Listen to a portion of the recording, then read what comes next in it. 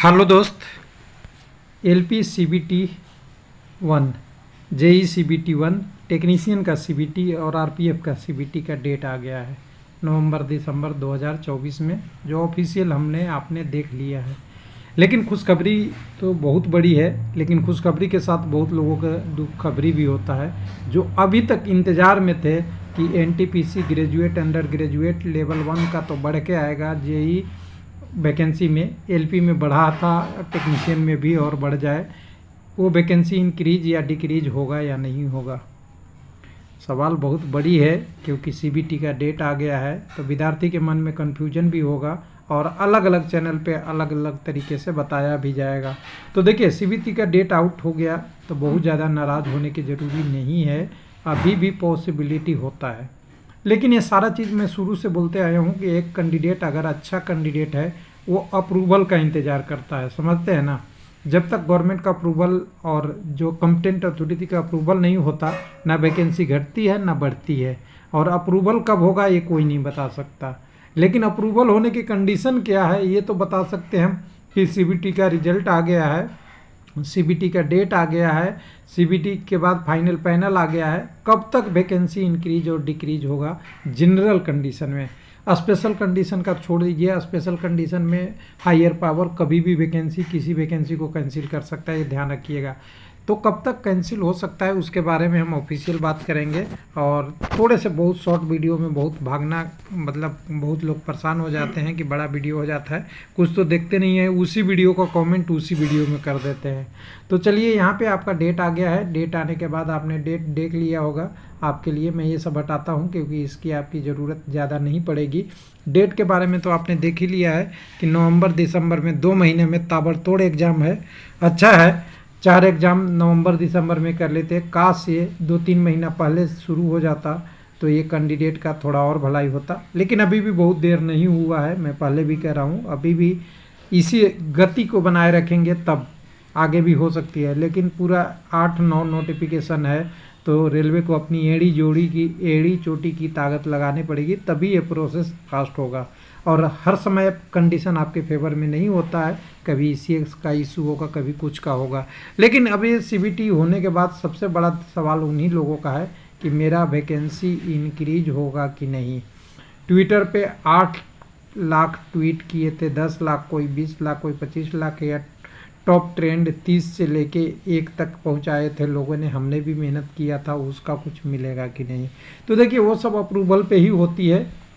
आप अपनी डिमांड अपने सही जगह पे रखते रहिए, वो ज़रूरी होता है। लेकिन मैं कंडीशन जो बताने वाला हूँ इसको हटाता हूँ शॉर्ट में, आपको उसके लिए हम नोटिस से बताएंगे, बिना पेपर कटिंग से तो मज़ा आता नहीं है, सबसे पहली बात। तो देखिए, यहाँ पे ये जो नोटिस है ना, ये आपका रेलवे के बोर्ड का पहले, अच्छा सॉरी, जो मैं दिखाना चाह रहा था वो अंदर चला गया है। वो रेलवे मंत्रालय रेलवे भर्ती बोर्ड जारी के लिए 26/1/2021 का है।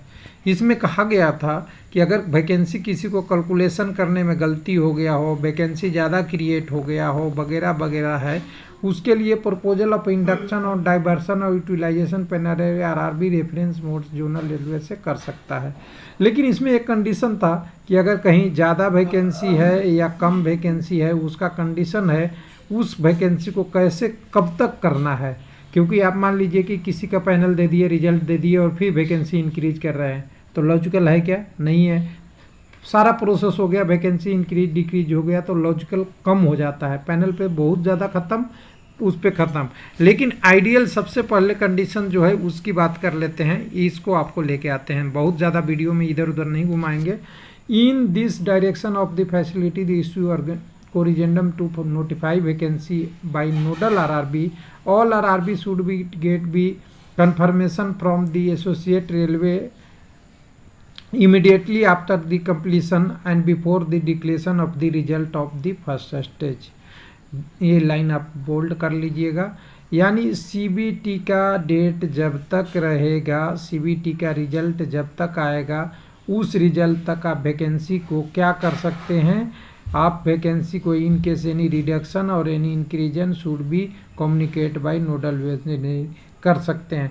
या और फिर उसी तरह अगला बोर्ड में है, it may be further notify the any request for increase the notify vacancy on the special circumstance has been sent to railway board for approval before conducting the first stage CBT और after the approval the railway board.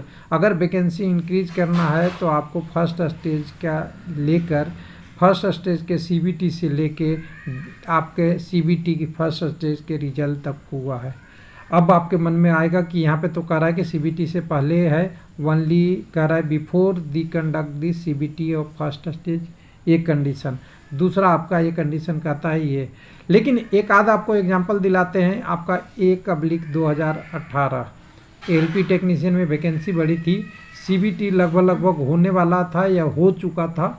उसके बाद date तो पहले announce हो गई थी, उसके बाद CBT हो गया, उसके बाद वैकेंसी आई तो फिर पोस्ट इंक्रीज हुआ, फिर से रिजल्ट होल्ड हुआ, फिर से रिजल्ट बना। कुछ गलतियां थी, कुछ कैलकुलेशन में एरर था जिसके कारण से। लेकिन ये ध्यान रखिएगा, आपका वैकेंसी इंक्रीज और डिक्रीज होने के चांसेज आपके CBT 1 के रिजल्ट के पहले तक है।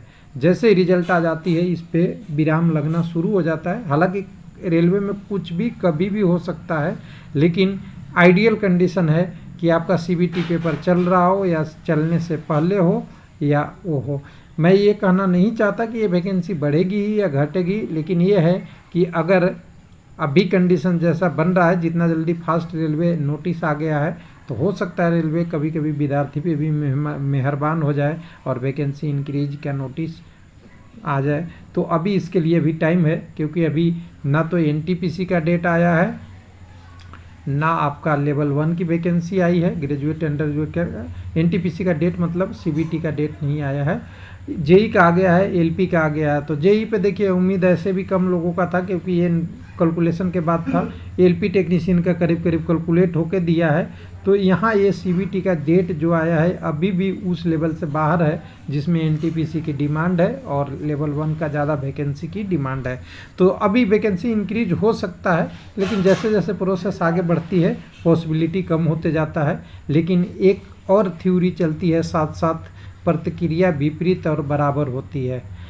RRB ने बोला कि अभी हम जो वैकेंसी निकाले रेलवे में बहुत सारी खाली पोस्ट है, सब लेंगे का, लेकिन हम वैकेंसी 2024 के निकाले हैं।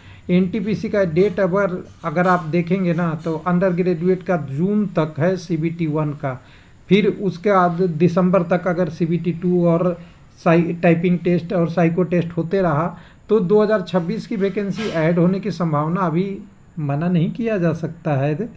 तो थोड़ा इंतज़ार कीजिए, देखते रहिए, अपनी प्रिपरेशन करते रहिए। थैंक यू, धन्यवाद।